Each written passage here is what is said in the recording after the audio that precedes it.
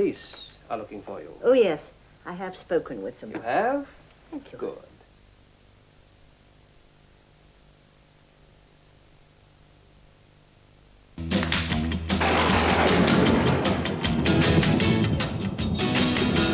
Sometimes I wonder what I'm gonna do, but there ain't no cure for the summertime blues. Summer holiday turns up the heat on BBC1. Everything you need to know from this year's hottest destinations to crucial advice guaranteed to keep you one step ahead. Don't leave home without us. We promise a summer holiday to remember. Tomorrow at 7 on BBC1. And it's time for the news now on BBC1 with Andrew Harvey.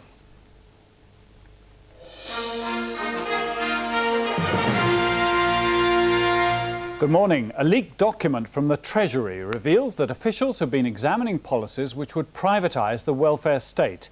The document includes plans to extend private insurance to cover unemployment benefits and pensions and contains details of cuts in education spending for the over-16s. Labour intends to raise what it calls the proposed demolition of the welfare state in the Commons this afternoon.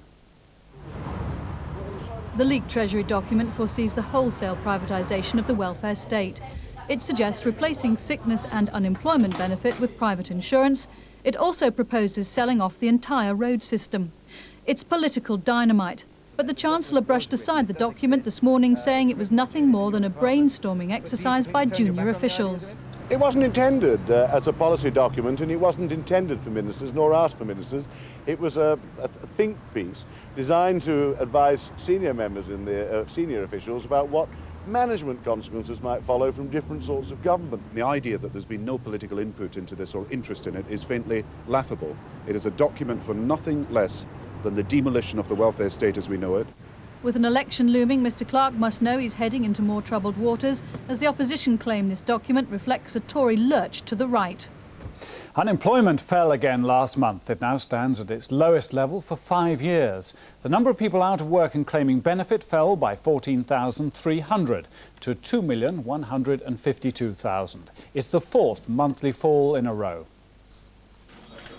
The biggest falls in unemployment were in southern England, while in Scotland and Northern Ireland, dole queues lengthened slightly.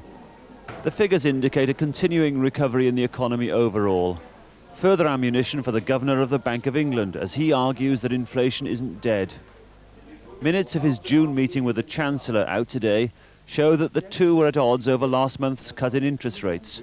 Mr Clark felt there was enough slack in the economy to justify the cut. Mr George that the boost provided was unwelcome. Publicly recognised disagreement between the two main figures with their hands on the economic tiller makes further cuts politically more difficult.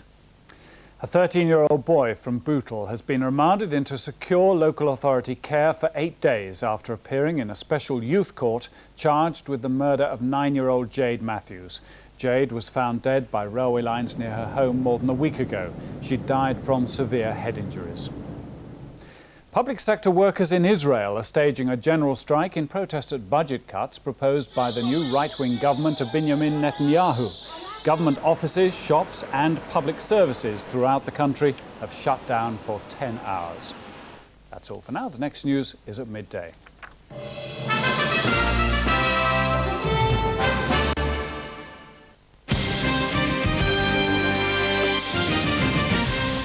Hello, good morning. Now the mid-morning headlines from the Look North newsroom. There's been another fall in the number of people out of work and claiming benefit. In Yorkshire and Humberside last month, there were 193,600 people on the register. That was down by 900. Meanwhile, a new report shows that Todmorden in West Yorkshire has the highest jobless rate among ethnic communities in the country. The report shows that 9 out of 10 Asians there are without work. A decision is expected today in the appeal court in London by 5 South Yorkshire Police Officers who claim they suffered trauma in the Hillsborough disaster. A lower court ruled that they were not entitled to compensation. A delegation from Rotherham College of Arts and Technology will lobby Further Education Funding Council today to try and get financial support for its future plans. The college has seen a number of strikes since the beginning of the year over job losses, but today's delegation of management, unions and the town's MP are hoping to show a united front. Those are the headlines from us so far this morning. There's more again at midday if you can join us then. The forecast looks good today. Here's the details. Dry, sunny and very warm. Temperatures inland 23 Celsius, that's 73 Fahrenheit, and a little cooler down the east coast. Good morning. Well, a fine sunny day for most of us today. We did see some cloud though earlier on across southern areas. That's starting to break up. We've also got some cloud up in the far north, particularly in Orkney and Shetland. But that too, I think, will tend to thin as the afternoon goes on. So sunny skies for just about all of us. And that sunshine very, very strong indeed, particularly over the next few days. Still, we did start the day quite chilly. In fact, temperatures in southern parts as low as 4 degrees. But those temperatures are rising under that strong sunshine. This afternoon, around about 24, I think, in Bristol and Cardiff. Possibly the highest temperatures in the glens of Scotland at 25 degrees, but cooler around the coast with those sea breezes. Now, a cool night again tonight, particularly inland, but for the next few days, lots of sunshine and daytime temperatures rising slowly, 27 degrees there on Friday in southern parts. That's it. Bye for now.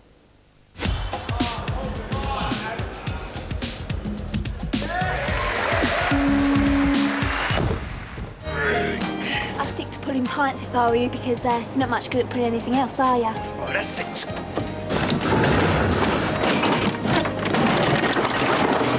Everything seems to just slip through your fingers, doesn't it? For 2 weeks during the games, EastEnders runs 4 times a week, including Friday at 8:30. Another great British event. It was just like any big city. The International Olympic Committee has awarded the 1996 Olympic Games to the city of Atlanta. Now there's no looking back. 4 billion people, the most watched show ever in the world. No pressure. There's something happening all the time. You just can't duplicate it in real life. What if it all goes wrong? Then I'll just have to say I was in jail the last 4 years. The greatest show on earth captures an Olympic city in the making. Tomorrow at 10 on BBC1. Back to this morning's film now on BBC1 with Miss Marple sniffing out the truth about Murder Most Foul. I was thinking, Driffield, why don't we revive a kind of murder as a sort of tribute to George?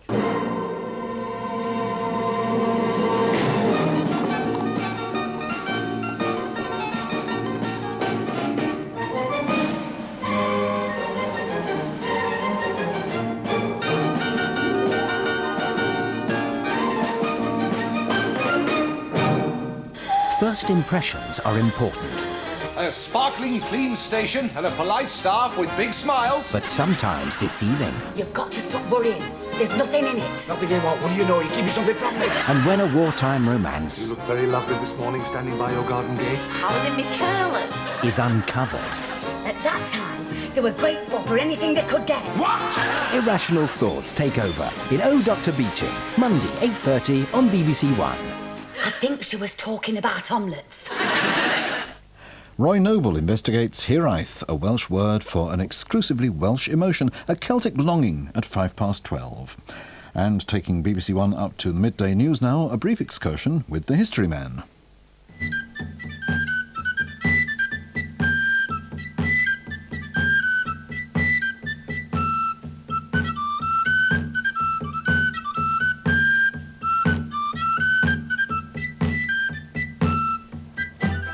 You know, when I mentioned to the director that I wanted to do my next history spot all about funeral monuments and film it at a mausoleum, he nearly choked on his pint.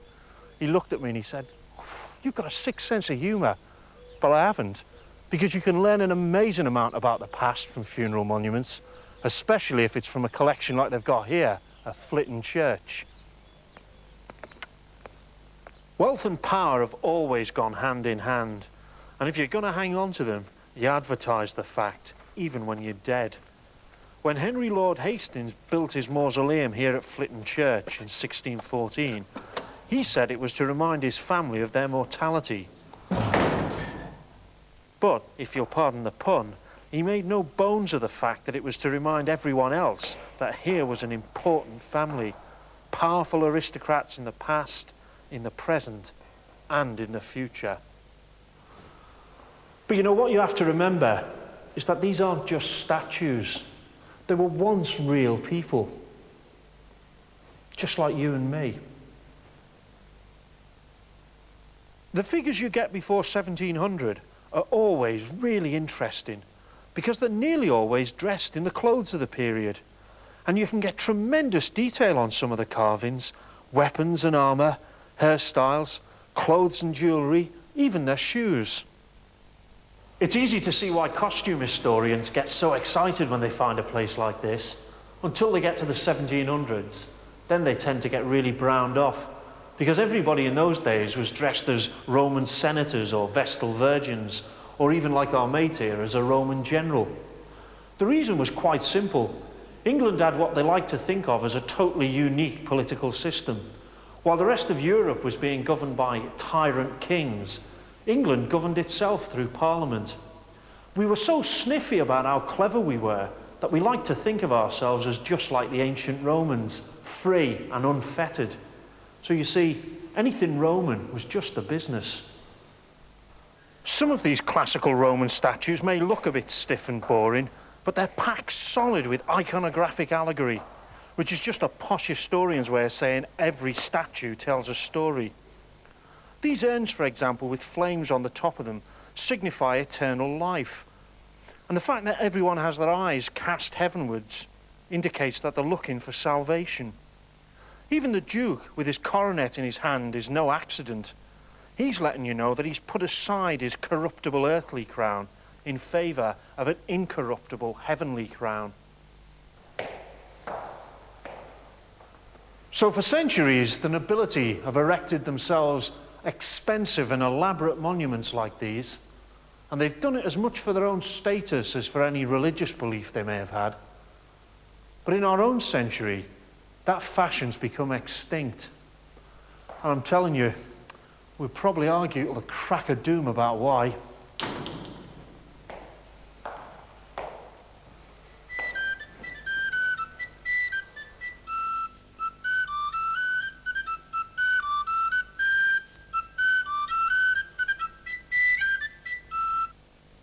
Inside Story is back. Police department. On patrol in the city of glamour. I think stalking is a product of some of the ways we live our life. Hearing the truth behind the fear. I would say I don't want to be around you. I am no threat to her.